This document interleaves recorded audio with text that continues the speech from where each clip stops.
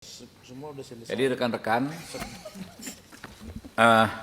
di DPR ini kadang-kadang kita udah capek bikin undang-undang, dengan gampangnya dipatahkan oleh Mahkamah Konstitusi.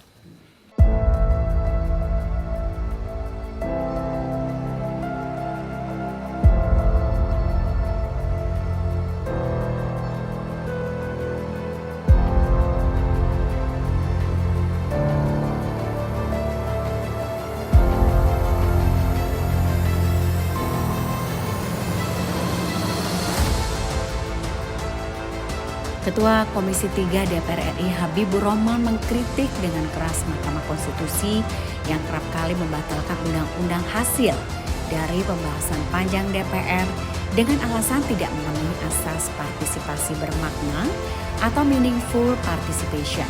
Pernyataan ini disampaikan dalam rapat dengan pendapat umum atau RDPU bersama dengan Lembaga Perlindungan Saksi dan Korban atau LPSK serta Perhimpunan Advokat Indonesia atau PERADI terkait pembahasan rancangan Kitab Undang-Undang Hukum Acara Pidana atau RKUH.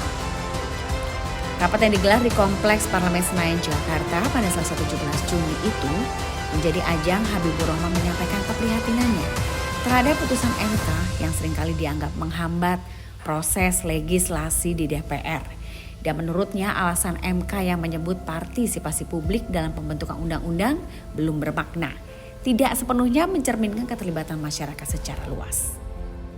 Rapat yang berlangsung dalam rangka membahas RKUHP yang saat ini menjadi perhatian publik dan juga DPR. LPSK dan PERADI dihadirkan untuk memberikan masukan terkait perlindungan saksi dan korban serta aspek hukum acara pidana yang diatur dalam RKUHP. Habibur Rahman berharap proses pembahasan undang-undang ini bisa berjalan dengan lancar tanpa hambatan yang disebabkan oleh interpretasi ketat terhadap asas partisipasi bermakna.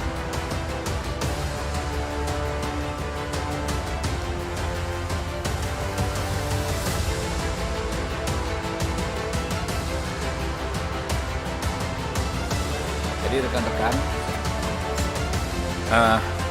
di DPR ini kadang-kadang kita udah capek bikin undang-undang, dengan gampangnya dipatahkan oleh Mahkamah Konstitusi. Ada senjatanya Mahkamah Konstitusi itu meaningful participation. The right to be heard, hak untuk didengar, the right to be considered, dipertimbangkan, the right to be explained. Nah, ini yang barusan dipraktekkan oleh Pak Sudesan Tandra. Ya. Jadi nanti ini bisa ini Pak, jangan patah hati juga Pak kalau disampaikan begitu oleh Pak Tandra. Ini bagian dari dialog kita untuk memenuhi ketiga unsur tersebut.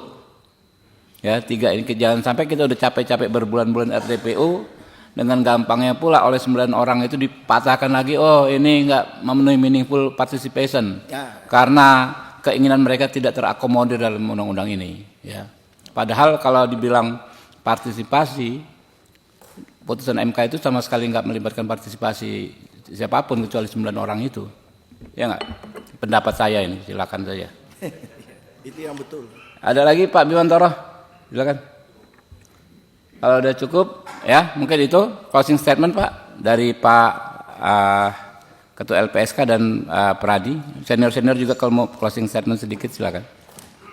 Jangan lupa subscribe ya.